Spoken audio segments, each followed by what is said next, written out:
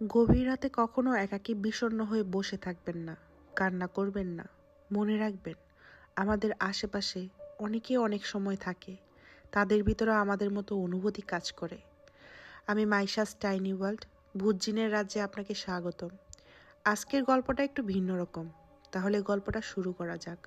ভালোবাসা পবিত্র, ভালোবাসা সুন্দর, ভালোবাসা অপার্থিব, ভালোবাসা বিভাসিকা। একটা মেয়ের প্রতি একটা ছেলে আকৃষ্ট হবে, এটাই স্বাভাবিক। কিন্তু একটা মেয়ের প্রতি কোনো গায়েবী মাখলুক যদি আকৃষ্ট হয়, সে ভালোবাসা কতটা ভয়ানক হয়ে যায় তা কল্পনার বাহিরে। সাল 2018। আমার বয়স তখন 17 ছাড়িয়ে 18 ছুঁই ছুঁই। মনটা শরতের নীল আকাশের বনমেঘের মতো চঞ্চল, শ্রাবণের মনমরা সন্ধ্যার মতো অভিমানী। আমার চোখে ভালোবাসার মতো তেমন স্থিরতা ছিল না, তবে কল্পনার মানসপটে আমি আঁকার চেষ্টা করতাম একটা সুপুরুষের গরুগম্ভীর চিত্তাকর্ষর অবয়ে। তাকে ভেবে মাঝে মাঝে আমি উদাস হয়ে যেতাম। জানালার গ্রিল ধরে আমি গভীর রাতে দাঁড়িয়ে থাকতাম। আমার এই খামখেয়ালিপনে আমার কাল হয়ে দাঁড়ালো। সে রাতে বোধহয় আকাশে পূর্ণিমার চাঁদ ছিল।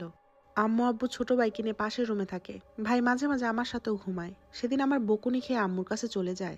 আমি বড় হয় সবকিছুর একটাই উত্তর, তুমি বড় ও ছোট, তুমি যদি এমন করো ও তোমাকে সম্মান করতে শিখবে। ব্যাস, মনটা খারাপ হয়ে গেল। আমি লাইট নিভিয়ে দিলাম। আমার ঘরের পশ্চিমে একটা জানালা আছে। বাড়ির পিছে মেহগনির ছায়াগণের বাগান, গাছের ফাঁক গলিয়ে জানালা দিয়ে ঘরে ঢুকছে মিহি জ্যোৎস্না। জানালা ধরে দাঁড়িয়ে দেখছি অন্ধকারে বুঁদ হয়ে থাকা বাগানের ভিতরে হুড়হুড়িয়ে ঢুকছে চাঁদের আলো। ততক্ষণে রাত অনেক গভীর হয়ে গেছে। আমি একটু ছিটকাতুনি কিনা তখনও নিঃশব্দে কাঁদছিলাম। জানালা দিয়ে হাত গলিয়ে চাঁদের আলো ছোঁয়ার চেষ্টা করছিলাম। হঠাৎ খসখস শব্দে আমি সজাগ হয়ে যাই। কারো পায়ের শব্দ। একজোড়া পা থেমে গেছে, খুব কাছে এসে দাঁড়িয়ে আছে সে। কতটা কাছে? 2 গজ? 1 গজ? নাকি তারও কাছে? তার আর আমার দূরত্ব কি শুধু এই দেয়াল? সে কি আমার জানালার কাছে? হঠাৎ ঠান্ডা একটা স্নিগ্ধ বাতাস আমার কপালের পাশে চুল উড়ে যায়। কিন্তু এই বাতাস আমার শরীরের অন্য কোথাও কেন লাগলো না? সাধারণত কোনো বাতাস না, যেন কারো হু। আমি পিছিয়ে গেলাম নিঃশব্দে। জানালা বন্ধ করার ক্ষমতাও আমার নেই। পা টিপে টিপে বিছানার কাছে আসবো, তাসনিম। আমি চমকে উঠি, এতটাই চমকে উঠি বিছানার উপরে পড়ে যাই। শোনার চেষ্টা করি কে ডাকলো। শ্বাস প্রশ্বাসের শব্দটা যেন না হয়, তুম আটকে রাখি। পুরুষের কণ্ঠস্বর। আব্বু তো না, পাশের ঘরে আব্বু তো দিব্যি নাক ডাকছে। মনের ভুল ভেবে বিছানায় পা তুলে বসবো, সাথে সাথে বাড়ির পিছনে কয়েকটা কুকুরের ভয় জড়ানো একটা ডাক। পিছ থেকে আচমকা ধাক্কা দেওয়ার মতো স্পর্শে কোকিয়ে উঠি আমি। কি হলো? আমি চিৎকার করে উঠি। আম্মু আমাকে 2 হাতে জড়িয়ে নেয়। আহা, আমি আমি আমি এত কিছুর আকস্মিকতায় ভয়ানকভাবে কাঁপতে থাকি। আম্মু আমাকে বলে, কখন থেকে তোকে ডাকছি? দরজার কাছে আমি বোধহয় 3 থেকে 4 মিনিট দাঁড়িয়ে। তুই জানালার দিকে কি দেখছিলি? তোকে কতবার করে বলেছি রাতে জানালা খুলবি না। দেখি সর, শুয়ে পড়। পানি খাবি? আমি এখানে ঘুমাবো? আমি মাথা নাড়লাম। আমি ধরে নিয়েছিলাম ওটা আম্মু ছিল। সেদিন সারা রাত আমার মনে হলো মাঝে মাঝে আমার মাথায় কেউ হাত বুলিয়ে দিচ্ছিল, আমার মাথার কাছে বসে আমাকে দেখছিল, সারা ঘরে পায়াচারি করছিল। আমি সকালে আম্মুকে ভেবে বললাম, এতবার আমাকে দেখতে গেছো কেন? বকা দিয়ে অত দরদ দেখানোর কি আছে? আম্মু চোখ শুরু করলেন। আমি? কই, পরে তো আর যাইনি। আমি অবাক হলাম। তবে বোধহয় স্বপ্ন। এইভাবে কয়েক মাস কেটে যায়। রোজ আমি আজব আজব স্বপ্ন দেখি। ভয় পাইনি একদিনও। ভয় পাবার মতো হলে আম্মুকে জানাতাম। প্রায় দেখতাম খুবই সুদর্শন একটা যুবক, যে আমাকে দেখে মাঝে মাঝে হাসে, আবার মনমরা হয়ে বসে থাকে। এগুলো স্বপ্ন ছিল নাকি সত্যি আজও আলাদা করতে পারিনি। যেন আমি তাকে সত্যিই দেখেছি। বলতে পারবো সে কেমন। ফ্যাকাশে সাদা তার গায়ের রং, কালো ঘন উস্কো খুস্কো বড় বড় চুল, প্রশস্ত কপাল। সব থেকে অদ্ভুত তার চোখ, কালো গভীর। মানুষের মতো দেখতে হলো যেন মানুষের দুনিয়ায় বিরাজ করে না। আমি এক পাশ ফিরে ঘুমিয়ে থাকতাম। যখন অন্য পাশে ফিরতাম তখন ঘুমের ভিতর সেই স্থানটা উষ্ণ অনুভব করতাম, যেন সেই জায়গাটা জুড়ে কেউ শুয়েছিল। আমি এ পাশে ফিরতেই সে সরে গেছে। কাঁথার নিচে আমি একই উষ্ণতা পেতাম। মাঝে মাঝে আমার কপালের চুলে ফু অনুভব করতাম। পাশ ফিরে শুলে ঘাড়েও কারো নিঃশ্বাস পড়তো। আমি জেগে থেকেও শুনতে পেতাম চাপার স্বরে কেউ ডাকছে। এই এই এই কথাটা অনেকবার শুনেছি। এক রাতে আমি স্বপ্ন দেখছি সেই ছেলেটা, গায়ে মলিন রংচটা কালো কুর্তি, মন খারাপ করে কোনো এক পুকুর বা জলাশয়ের পাশে বসে আছে। আমি তার পাশে গিয়ে দাঁড়িয়েছি। সে আমার দিকে মুখ তুলে তাকায়। আমি উপরওয়ালার নামে শপথ করছি, আমি তার মায়াময় ব্যতীত চাহনি আজও ভুলতে পারিনি। মৃদু হেসে সে আমাকে পাশে বসতে বলে। আমি বসি। শুধু বলতে পারি তার শরীরের ছোঁয়া হালকা বাতাস। আমার শরীর যেন পুড়ে যাচ্ছিল। কারো শরীর এতটা গরম কিভাবে হতে পারে? আমি বললাম, তোমাকে তো চিনলাম না। সে আমার দিকে না তাকিয়ে বলল, আশিক। আশিক? হুম। আমার দিকে তাকিয়ে মাথা নেড়ে আমাকে ইঙ্গিত করে বলল, তোমার আশিক। আমি লজ্জা নিয়ে বললাম, ধুর। এবার করুণ কণ্ঠে বললেন, আমাকে ছেড়ে যেও না, কারো হইও না। সে হাত বাড়ায় আমাকে ধরতে। আমি আচমকা ঘুম থেকে উঠে বসি।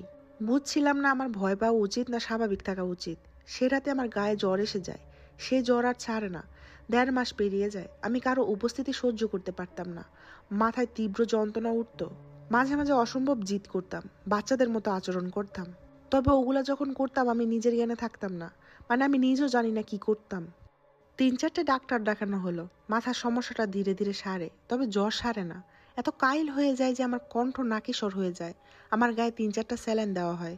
বিভিন্ন রকম ভিটামিন সাপ্লিমেন্ট লেখেন ডাক্তার, তবু সুস্থ হবার লক্ষণ নেই।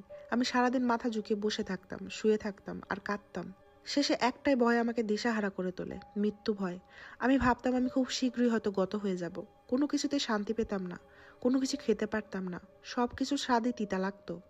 আমি নামাজ পড়তাম, তখন মনে হতো আমার পিছনে কেউ দাঁড়িয়ে, তাকালে তাকে দেখতে পাবো। আমি সেজদা করতাম, মনে হতো খাটের নিচে জমাট কালো কিছু ঘাপটি মেরে হামাগুড়ি দিয়ে বসে আমাকে দেখছে। সালাম ফিরে দ্রুত সেদিকে তাকাতাম। খাটের সে কোণাটা তখন আলোকিত, পরিষ্কার দেখতে পেতাম। আমার মন ভালো করতে আমার ছোট কাকা আমাকে অনেকগুলো গল্পের বই দিয়ে যায়। আমি একটা বই নিয়ে দুপুরবেলা ছাদে মাদুর বিছিয়ে শুয়েছিলাম একা। আমি শিওর বলতে পারি আমি ঘুমিয়েছিলাম না। আমার ভাইয়ের মতো ছোট্ট একটা ছেলে বা আমার ভাইয়ের রূপে সে দৌড়ে এসে আমাকে চেপে ধরে, আমার কোলের ভিতরে ঠেসে ঢুকতে যায়। আমি জোরে জোরে যা যা করছিলাম। আম্মু দৌড়ে এসে আমাকে চেপে ধরেন। আমাদের বংশের বেশিরভাগ মানুষই প্রচন্ড ধার্মিক। আমরা কবিরাজ, তাবিজ কবজ, ঝাড়ফুঁক এসবে বিশ্বাসী না। তবু আমাকে নিয়ে সবাই এত উদ্বিগ্ন হয়ে পড়েন। শেষে আমার এলাকার এক আন্টির কাছে আমাকে নিয়ে যান। তিনি বেশ নামাজ কালামি। আন্টিদের বাড়িটা মাটির, মনে হয় অনেক সূচিবায় আন্টি, চারদিকে ঝকঝকে চকচকে। আমাকে উনি চিনেন। আম্মুর সালামের জবাব দিয়ে আন্টি আমার মাথায় হাত রাখেন। মামুনি, ও আল্লাহ, মেয়ের এই কি হাল! আন্টি সহমর্মিতায় হোক, অসুস্থতার একঘেয়েমিতে হোক, আমার অসম্ভব কান্না এসে যায়। আম্মু নীরবে কাঁদছিলেন। আন্টি আমাদেরকে নাস্তা দেন, মুড়ি, চানাচুর আর মিষ্টি। আম্মুর আর আমার সব কথা শোনেন। আমি কিন্তু তখনও কাউকে বলিনি স্বপ্ন আর আমার অদ্ভুত অনুভূতির কথা। উনি আমাদের আগামী মঙ্গলবার দুপুরে আসতে বলেন। তার আগে 1 বোতল পানি দেন আর আমার কোমরে কালো একটা ধাগা বেঁধে দেন। সতর্ক করে দেন যেন তা না হারাই। আমরা মঙ্গলবার দুপুরে আবার ওই আন্টির বাসায় উপস্থিত হই। দেখলাম আন্টি সাদার উপর মেজেন্টা ছাপার মার না ভাঙা শাড়ি পরেছেন। চুল থেকে তখনও পানি পড়ছে। উনি আমাদেরকে একটা ঘরে নিয়ে গেলেন। সে ঘরে তেমন কিছু না, কয়েকটা বস্তা ধান আর সবজি, মানে রান্নার সরঞ্জাম আছে আর কি। একটা মাচার উপরে মাদুর বিছিয়ে বললেন, ভয় নেই, বসো। সালাম দিবা বা সালামের উত্তর, যা প্রশ্ন করবে তার উত্তর দিবা। আর বড় বড় 2 বোতল পানি নিয়ে বললেন, এগুলো উপরে ফু দিতে বলবা। আমি বললাম, আপনি কোথায় যাচ্ছেন? কাকে সালাম দিতে বলছেন? এই তো এখানেই থাকবো। দেখলাম ঘরের এক কোণে একটা ছোট্ট তাঁবু। আম্মু ভয় পেয়ে আছেন। আমার হাত চেপে বললেন, আমার মেয়ের কাছে থাকি আপা? আন্টি বললেন, অবশ্যই। আমরা বসলাম। আন্টি তাঁবুর ভিতর ঢুকে গেলেন। ভিতর থেকে কানে আসছে আন্টি কোরআন তেলাওয়াত করছেন। আমরা একটু দাতস্থ হতে না হতে শোষো বাতাসে তাঁবুটা ধুলতে শুরু করলো। আমি দেখলাম বাইরে বাতাস নেই। আম্মু বাচ্চাদের মতো আমাকে আঁকড়ে ধরে থাকলেন। আমিও যে ভয় পাচ্ছিলাম না তা না। আন্টি জোরে জোরে দম নিচ্ছিলেন। তারপর সব শান্ত, পিনপতন নীরবতা। হঠাৎ নাকি কণ্ঠে, আসসালামু আলাইকুম। আম্মু আমার দিকে হা করে ভীতু চোখে তাকিয়ে। আমি কাপা কণ্ঠে বললাম, ওয়ালাইকুম আসসালাম। তিনি আমাকে অনর্গল বললেন, সেদিন দুপুর তুমি ছাদে শুয়েছিলে। এটা অন্যায় কাজ, বোকামি না। তোমরা নামাজ পড়ো, আমরাও নামাজ পড়ি। ওভাবে তুমি শুয়েছিলে, সবার তো নজর ভালো হয় না।